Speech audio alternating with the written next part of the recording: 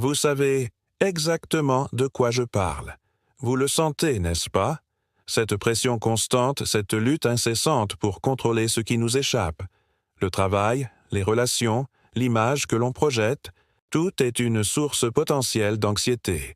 Une arène où l'on se bat pour ne pas perdre pied. On se lève chaque matin avec l'impression d'être propulsé dans une tempête, secoué par des vents imprévisibles, des vagues d'attente et de jugement. C'est une réalité que nous partageons, une expérience commune à l'homme moderne. On nous enseigne à viser l'excellence, à dominer nos faiblesses, à réussir à tout prix. Mais qui nous apprend à accepter l'échec, à naviguer dans le chaos, à trouver la paix au cœur de la tourmente? Qui? Pas grand monde, n'est-ce pas? On nous laisse souvent seuls face à nos démons, seuls face à l'épuisement émotionnel, seuls face à cette sensation de ne jamais être assez. Imaginez-vous dans une salle d'attente, des visages tendus, des regards fuyants, une atmosphère lourde d'incertitude. Vous êtes là, comme eux, à attendre. Attendre un verdict, une réponse, une solution.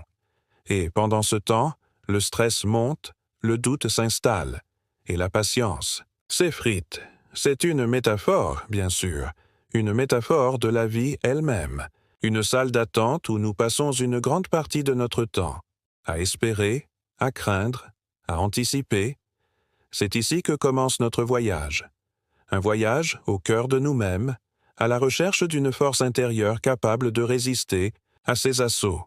Un voyage qui nous mènera au-delà des apparences, au-delà des faux-semblants, vers une compréhension plus profonde de ce qui nous anime.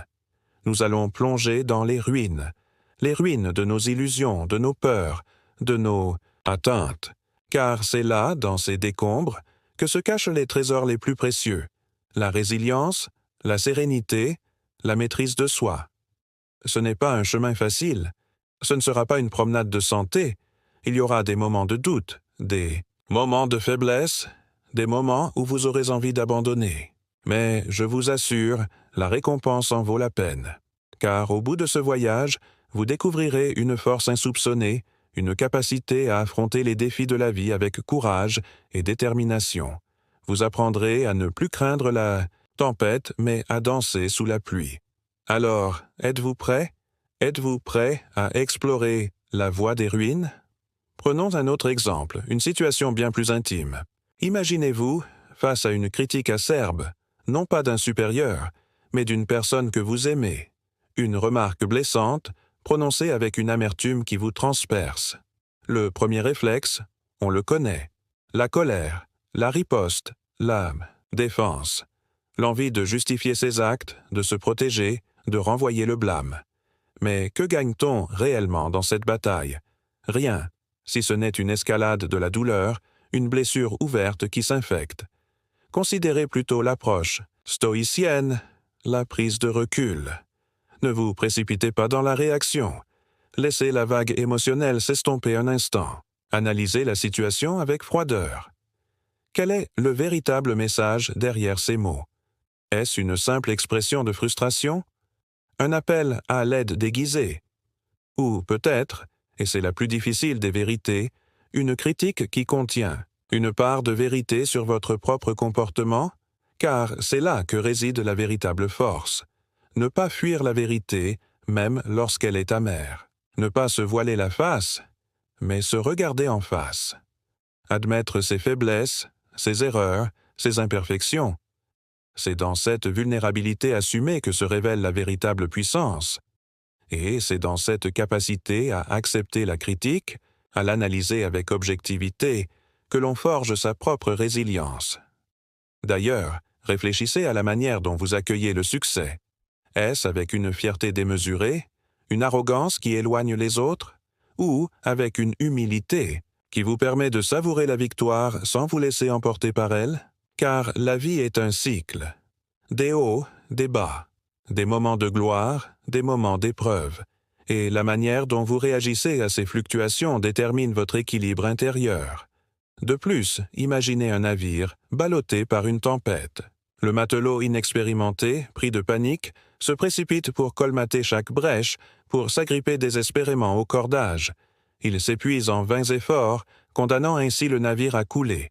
Le capitaine stoïque, lui, concentre ses efforts sur la direction. Il ajuste les voiles, anticipe les mouvements de la mer et maintient le cap.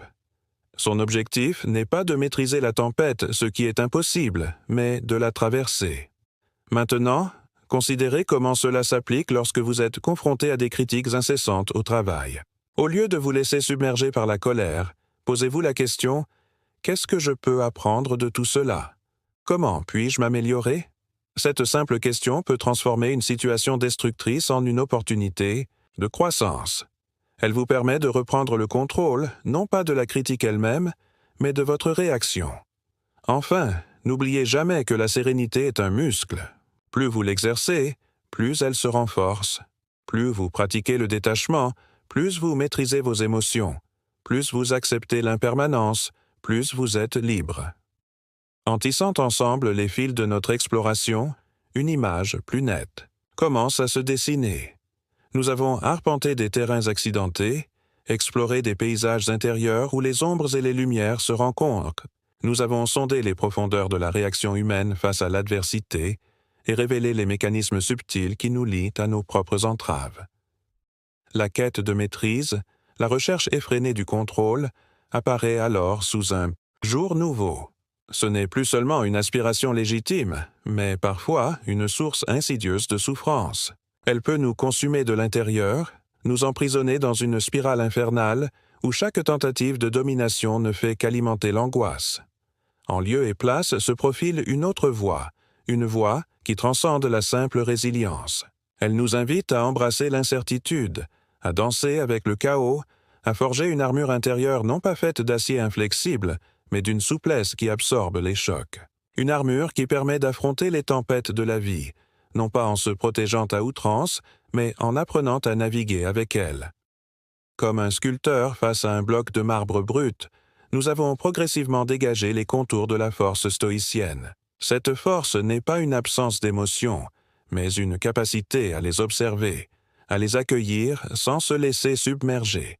C'est la capacité à agir avec sagesse, même lorsque le cœur bat la chamade. C'est la clarté d'esprit au milieu de la confusion, le calme dans la tourmente. Réfléchissons un instant à ce que nous avons découvert. Nous avons vu comment les jugements extérieurs, les critiques et les attentes peuvent nous ébranler. Nous avons observé comment la colère, la peur et la tristesse peuvent nous paralyser. Et pourtant, au fil de ce voyage, nous avons entrevu la possibilité d'une transformation profonde.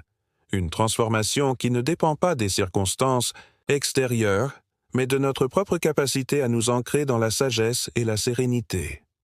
Pensez à un fleuve impétueux. Il rencontre des rochers, des méandres, des obstacles de toutes sortes.